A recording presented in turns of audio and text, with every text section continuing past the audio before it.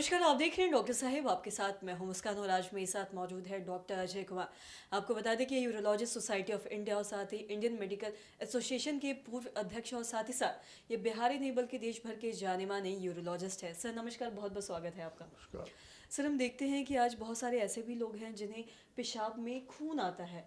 मैं आपसे जानना चाहूँगी कि अगर किसी के पेशाब में खून आ रहा है तो क्या ये किसी बड़ी बीमारी का संकेत हो सकता है कि कोई बड़ी बीमारी हो सकती है? ऐसा है कि ये प्रश्न यदि हर एज ग्रुप में मैं बताऊं तो लंबा हो जाएगा। इसीलिए मैं ऐसे एज ग्रुप का बताता हूं कि क्या कारण हो सकता है, क्या कैसे उसकी डायग्नोसिस करेंगे, क्या करेंगे। जो वयस्क का एज ग्रुप है, मीन्स एडल्ट्स इस पे एडवांस स्टेज में, तो पेशाब में खून आना, देखो एक चीज़ जानो कि जो मूत्र रोग का माने मूत्र प्रणाली जो है वो एक क्लोज्ड इसके सिस्टम की तरह है। एक घर है जिसमें 3 मंजिला है, 2 मंजिला है और फिर ग्राउंड फ्लोर है। 3 मंजिला मतलब वहाँ 2 किडनी है और फिर वहाँ से सीढ़ी है जिसको यूरेटर कहते हैं। उसके जहाँ से पेशाब किडनी से बन के पेशाब की थैली में आता है, तो उसको कह दिए 2 मंजिला। और फिर ग्राउंड फ्लोर हुआ जो पेशाब का रास्ता है। मर्दों में प्रोस्टेट होके गुजरता है, औरतों में तो छोटी सी नली होती है उससे गुजरता है, तो उसको ग्राउंड फ्लोर कर दो। तो यदि पेशाब से खून आ रहा है तो कहीं न कहीं से ये तो खून बन के आ रहा है, जब निकल के आ रहा है, जो कि नॉर्मली नहीं आना चाहिए।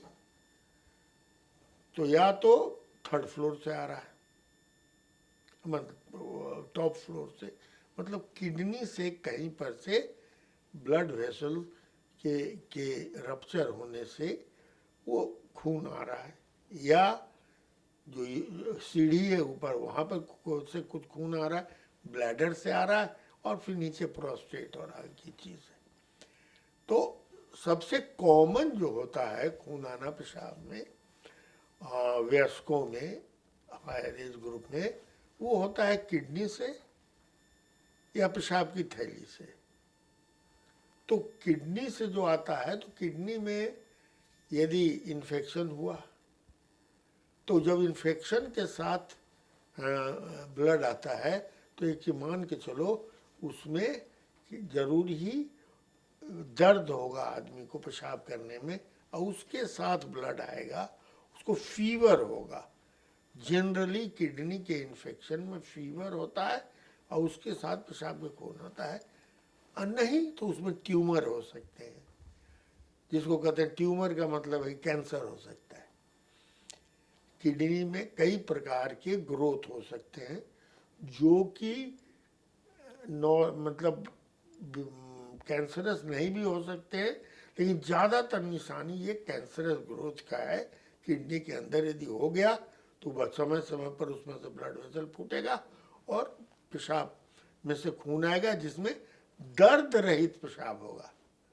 पेशाब करने में कोई दर्द नहीं हुआ, कुछ नहीं, अचानक मरीज देखेगा अरे हमारा तो पेशाबे लाल हो गया, और जो छोटा छोटा कुटकी आ रहा है, कुटकी माने ब्लड का जो थक्का छोटा छोटा आ रहा है, उसको लगेगा कि कहीं किडनी में है।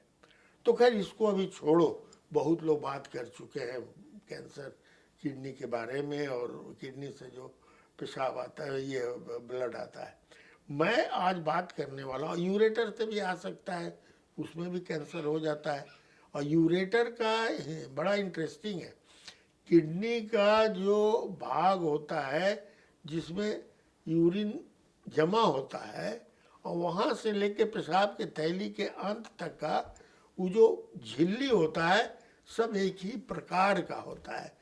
इसीलिए यदि वो कैंसर होगा, यदि उस तरह का कैंसर पेशाब किडनी में, तो वो सीढ़ी पर भी होगा, यूरेटर में भी होगा और पेशाब की थैली में भी होगा। अब आ जाओ सीधे तुम पेशाब की थैली में कैंसर। बहुत लोग, कम लोग जानते हैं या उसके बारे में उनका ज्ञान है कि पेशाब की थैली में कैंसर होता है। क्या पेशाब की थैली का कैंसर बहुत कॉमन है एडल्ट्स में, हायर एज ग्रुप में। और मिनिमम मैंने तो 20 साल 22 साल के लड़कों में देखा है कैंसर पेशाब की थैली का। और ये पेशाब की थैली का कैंसर जो होता है उसमें भी जो पेशाब करता है तो दर्द नहीं होता है, लेकिन लाल पेशाब होगा और छोटा छोटा कुटकी इसमें भी आवेगा।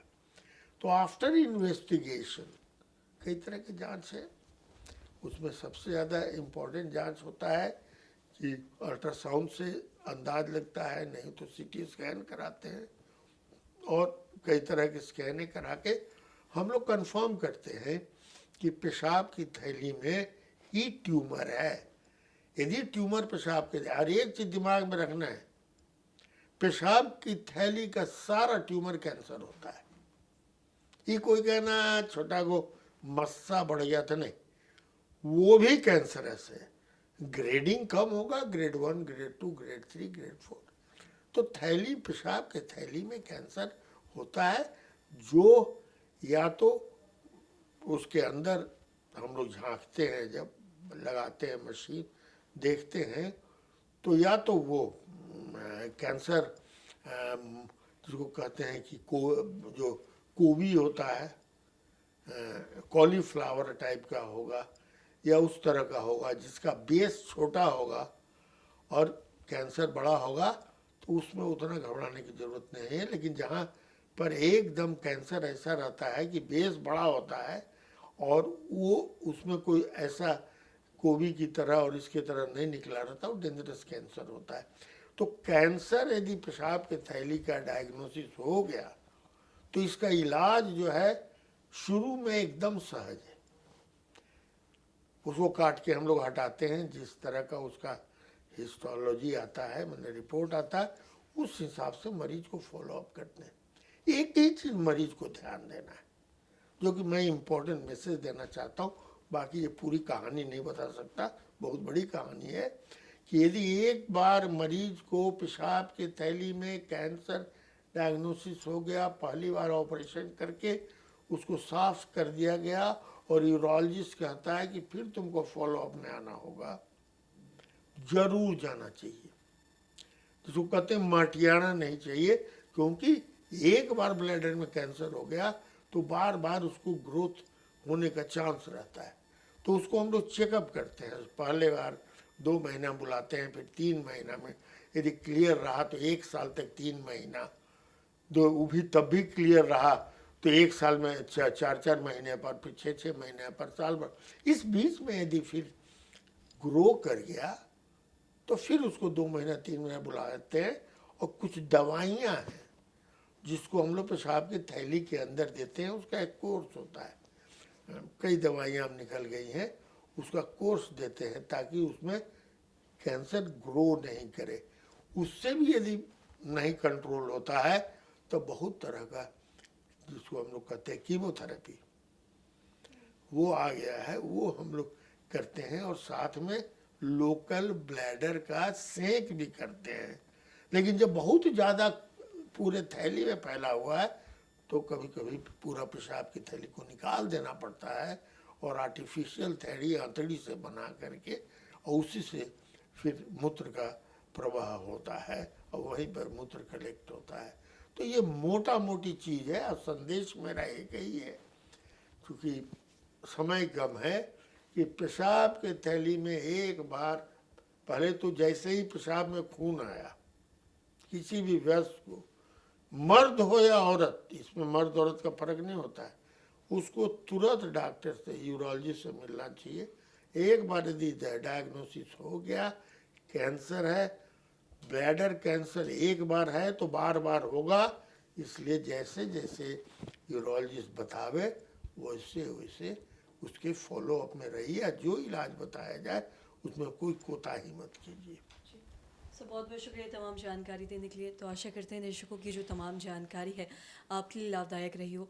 जो भी डॉक्टर साहब ने बताया कि किन खास बातों का ख्याल रखना है, और जैसा कि बताया कि अगर ऐसे कोई लक्षण आपको दिखते हैं तो डॉक्टर से कंसल्ट करना बहुत ज़रूरी है, वरना आगे जाके ये कैंसर का भी रूप ले सकता है। तो आशा करते हैं दर्शकों की जो तमाम जानकारी है आपके लिए लाभदायक रही हो। तो आज की इस वीडियो में इतना ही। अगर आपने अब तक हमारे चैनल को सब्सक्राइब नहीं किया तो तुरंत कर ले, साथ ही हमारे फेसबुक पेज को लाइक करें। वीडियो देखने के लिए आपका धन्यवाद।